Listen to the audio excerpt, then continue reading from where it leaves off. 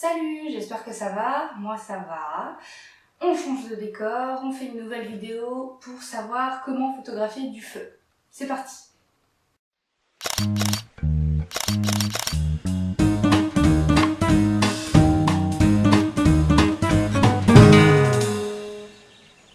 Alors on a plusieurs façons de photographier du feu, donc selon le résultat voulu, ça va être différentes techniques, donc on va avoir des réglages qui vont être complètement différents. Donc ça peut être un feu de cheminée, ou un feu de camp par exemple. Donc on peut vouloir figer le feu, on peut vouloir faire en sorte qu'il y ait un espèce de mouvement des flammes, donc on verra un petit peu ça. Ensuite on peut faire la flamme d'une bougie ou d'une allumette, donc nous on va faire cette expérience là parce que c'est on va dire la moins dangereuse des quatre et puis la plus accessible surtout, hein. Tout le monde ou presque a une bougie en tout cas chez lui. En tout cas, ça coûte pas cher. Et des allumettes, alors je veux dire tout le monde en a, mais moi j'en ai pas. Donc j'ai pris tout simplement des cure-dents et un briquet. Ça ira très bien, ça fera l'affaire. On fera l'expérience ensemble et puis on essaiera de photographier la flamme d'une bougie et aussi d'une allumette. Donc qui est à peu près le même principe. Ensuite on a aussi le principe du feu contrôlé. Donc là ça va être complètement différent. Ça va être un feu qu'on va créer nous-mêmes. Donc on va pas faire l'expérience ensemble. Mais donc c'est une technique également possible, hein, avec une plaque en métal, une vitre ou quoi que ce soit, quelque chose en tout cas qui n'est pas inflammable, de pouvoir contrôler un feu dessus, donc on verra un petit peu comment. Et la quatrième façon aussi de photographier du feu, c'est d'aller voir des cracheurs de feu ou des jongleurs de feu. Donc on ne pourra pas faire l'expérience ensemble, mais j'ai fait l'expérience moi-même, donc je pourrais vous montrer les différentes photos que j'ai faites.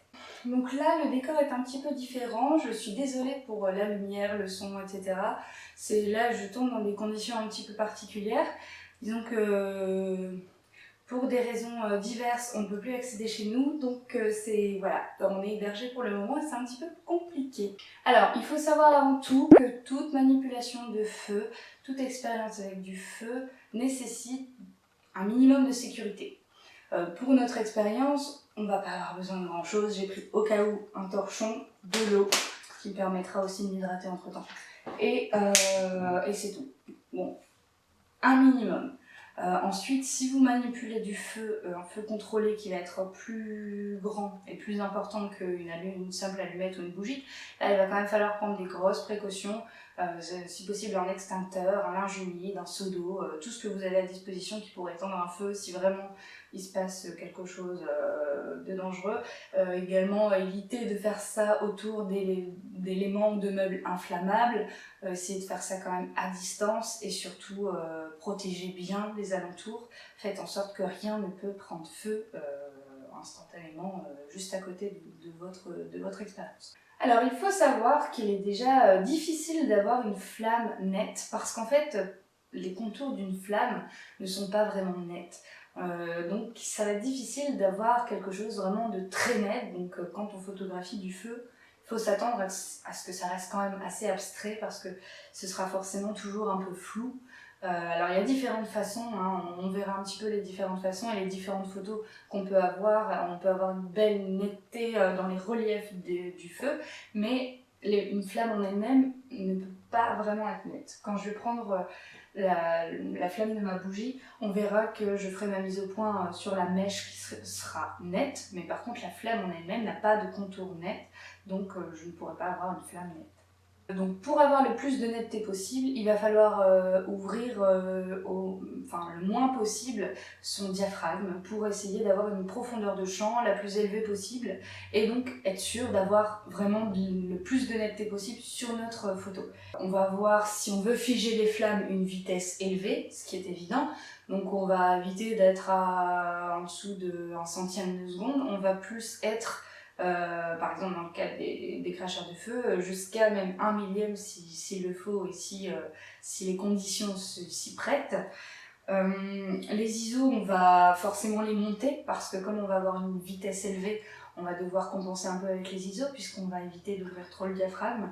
Donc voilà un petit peu les indications des paramètres de base, mais bien sûr qui varient selon le résultat qu'on veut. La mise au point, il vaudra mieux la faire manuellement ou alors la faire sur le combustible en fait. Donc c'est-à-dire que au moment où on va faire la mise au point, si c'est une flamme qui reste là en permanence, ça va être assez simple de le faire donc, sur le combustible, donc par exemple sur ma mèche, ou alors pour le cadre d'un feu de camp sur le bois qui est en train de brûler.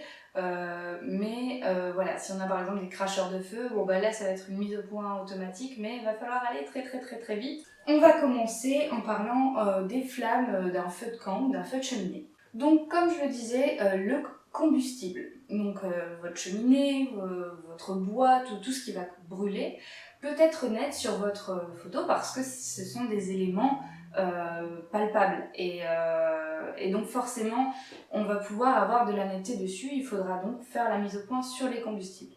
En revanche, vos flammes vont être floues, donc ça va être un mixte en fait entre le net et le flou. Vous n'aurez pas une photo parfaitement nette. Bon, si vous voulez avoir une photo floue, vous pouvez avoir une photo floue, mais en tout cas, vous aurez une part de netteté, une part de flou.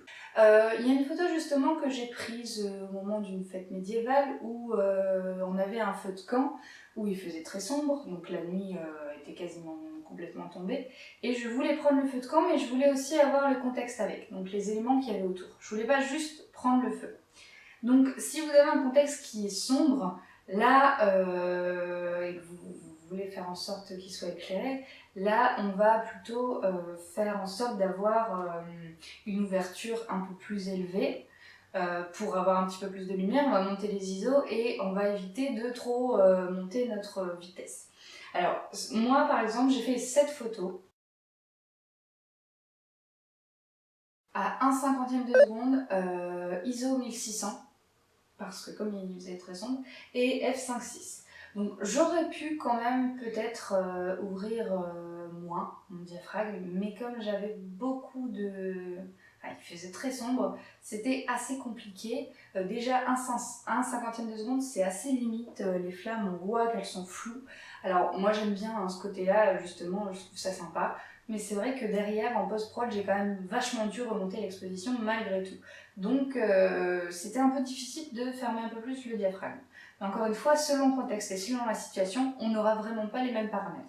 Si vous ne voulez prendre que le feu de camp et donc n'avoir que la flamme, vous aurez forcément beaucoup plus de lumière sur votre photo parce qu'il n'y aura pas le contexte. Donc votre histogramme tout de suite sera assez élevé. Là, vous pouvez facilement, si vous voulez figer un peu plus les flammes, vous pouvez facilement monter à 1/600 de seconde à peu près, f11 et puis ISO 200. Je pense que c'est, par expérience, ce sont les paramètres qui conviennent le mieux. Mais encore une fois, ça dépend de la grandeur de votre feu, s'il y a beaucoup de flammes ou non. Voilà, ça dépend vraiment beaucoup du contexte. Après, essayez, regardez bien votre histogramme à chaque fois. N'hésitez pas, voilà, à faire plein de photos différentes et voir laquelle est la meilleure et arranger vos réglages en fonction. Ensuite, on a le cas de l'allumette, la bougie. Donc, on va faire une petite expérience ensemble. Alors, malheureusement, je n'ai pas mes fonds à disposition parce que ils sont chez moi. Donc, ce que je vais faire, c'est que je vais prendre tout simplement une photo. Donc, j'ai un fond. Bon, alors je retoucherai en post-production. Il y a quelques traces dessus. C'est pas très grave. C'est simplement pour faire l'expérience avec vous. Mon sol c'est du plancher, donc ça va, c'est assez sombre, c'est assez sympa. Mais le mieux, ce que je vous conseille, c'est quand même d'avoir un fond noir pour bien faire ressortir votre flamme. Alors on va se mettre à 1/100 de seconde, f8 et ISO 200. On va voir ce que ça donne. Alors là, c'est très sombre. On va se mettre à ISO 800.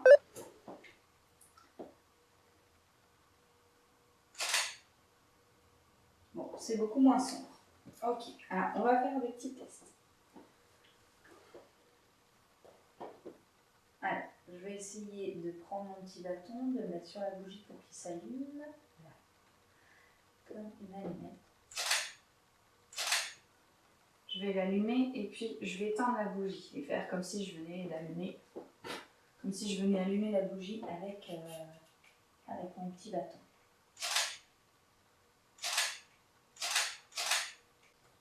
Oh, c'est plutôt pas mal ce que ça donne. Hein, c'est joli.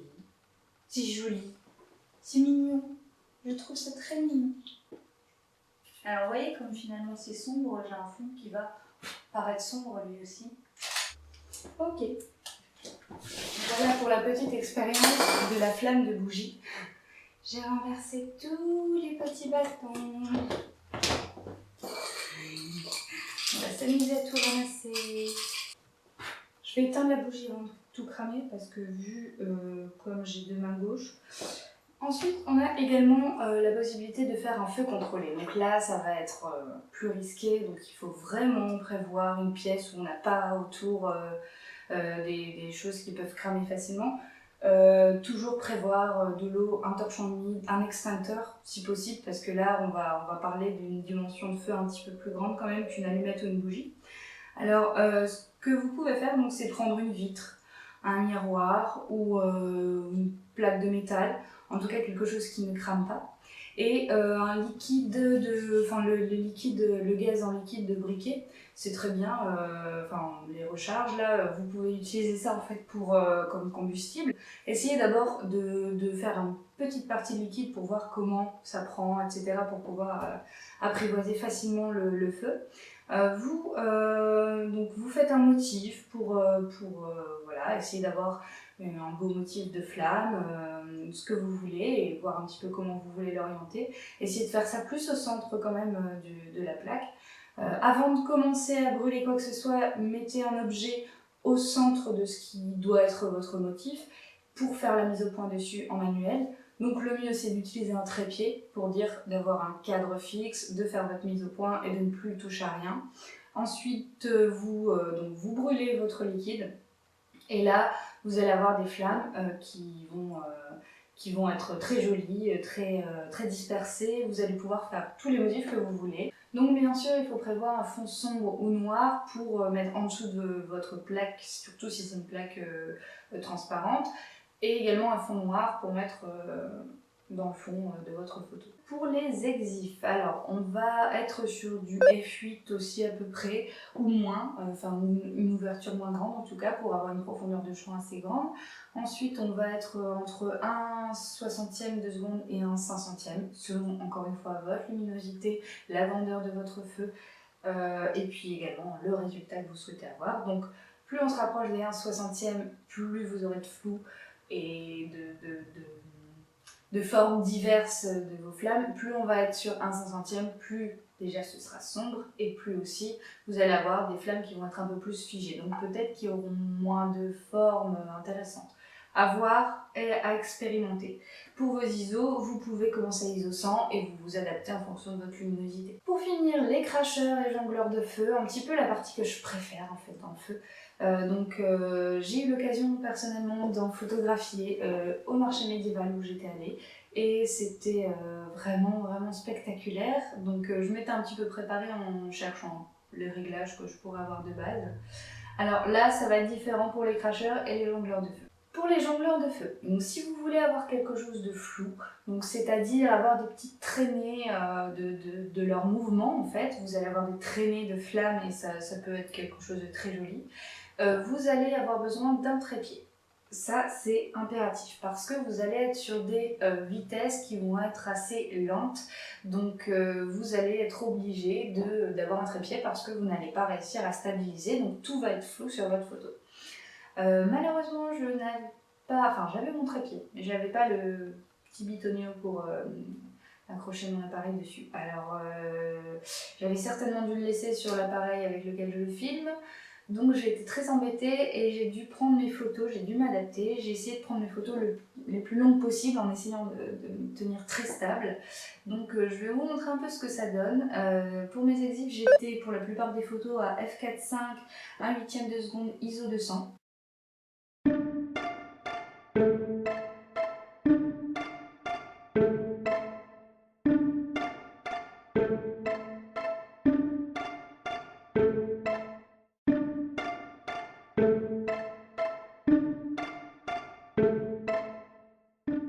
Également, pour celle-ci, c'était pour avoir vraiment les mouvements de flamme, et j'en avais d'autres à f4.5 ISO 800.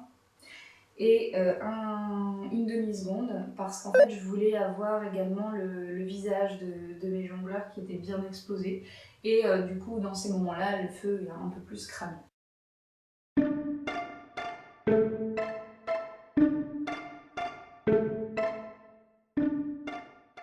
Donc je me suis vraiment amusée à faire ces photos. Donc là c'est pour le cas où vous voulez du flou, du mouvement. Si vous voulez que tout soit net, il suffira simplement d'augmenter votre vitesse. Ça va être un peu compliqué, vous allez sûrement devoir booster vos ISO parce que, et voire peut-être, alors l'ouverture moi j'étais au maximum donc c'est même pas possible, mais les ISO va falloir les booster parce que si vous augmentez votre vitesse vous allez avoir très peu de lumière, donc voilà, mais il y a toujours possibilité d'avoir une netteté. J'avais fait d'ailleurs une photo où c'était net parce qu'en fait j'avais tenté d'utiliser le flash pour essayer de figer un petit peu le mouvement, ça donne ça. Alors moi personnellement, c'est pas du tout ma photo préférée. Après, on peut vouloir avoir ce genre de photo. Moi, c'était pas du tout ce que je recherchais, donc j'ai laissé tomber le flash, j'ai laissé tomber, et j'ai essayé d'avoir une grande vitesse possible, mais que ça donne quand même bien et que tout ne soit pas trop flou autour. C'est assez compliqué, hein, franchement, j'ai vraiment eu du mal. Mais bon, finalement, quand je vois les conditions avec lesquelles je les ai prises et le résultat que j'ai, j'en ai quelques-unes que je trouve vraiment intéressantes. Donc voilà, je suis quand même contente et je me dis la prochaine fois au moins je ferai bien attention d'avoir mon trépied et là ça pourra donner quelque chose de super. Pour les cracheurs de feu maintenant, alors là c'est vraiment ce que je préfère parce qu'en fait c'est pas si compliqué que ça. On va forcément devoir faire beaucoup d'essais, mais sachant qu'en général ils crachent pas mal de fois du feu.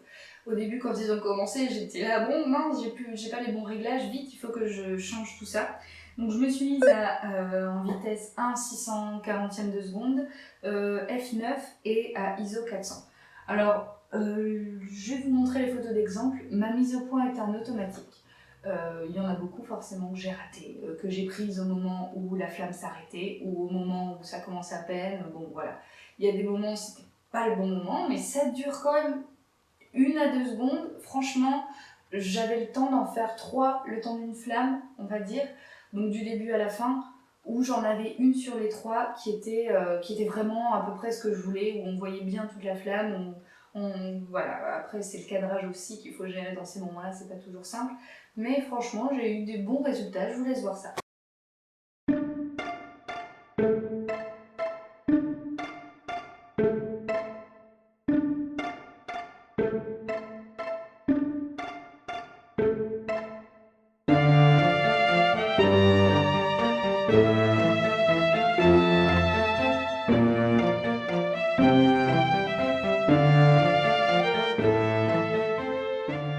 Dans ces moments-là, l'instant est plus bref et il y a beaucoup plus de lumière, donc c'est pour ça aussi on n'a pas besoin vraiment de booster mes ISO. J'étais ISO 400, je pense même que j'aurais pu être moins que ça donnait quelque chose de pas mal, en vitesse 1/640e de seconde. Donc comme vous voyez, le mouvement est figé, la flamme est figée, mais ça reste assez flou.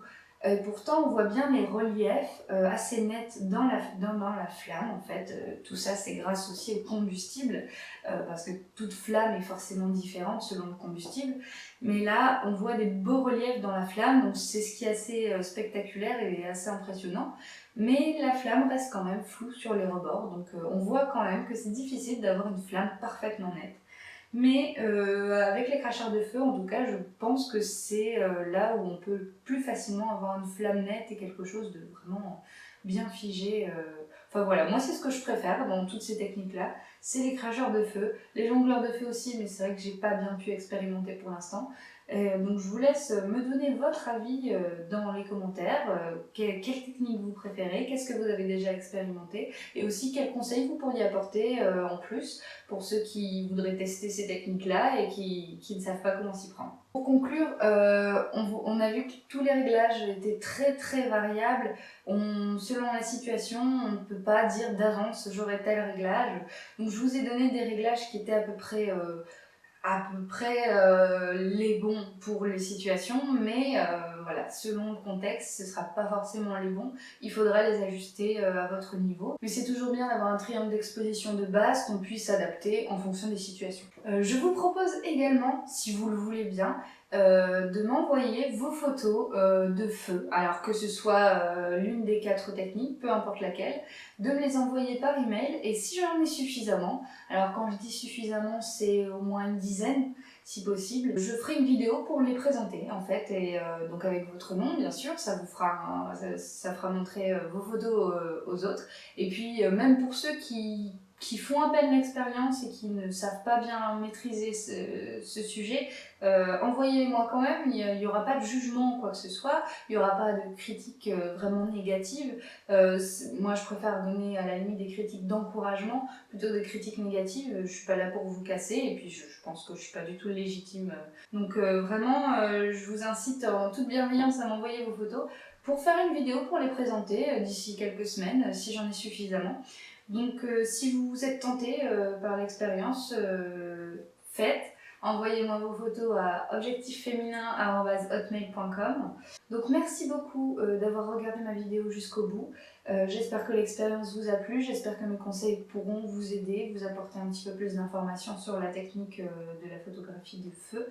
Je vous dis à la prochaine pour une autre vidéo, donc samedi prochain. Soyez au rendez-vous et à la semaine prochaine. Ah, pas de carte SD. Ça, c'est génial. Trouver une carte SD. C'est cool. Oui. Non, Lou, tu peux partir, s'il te plaît. Merci.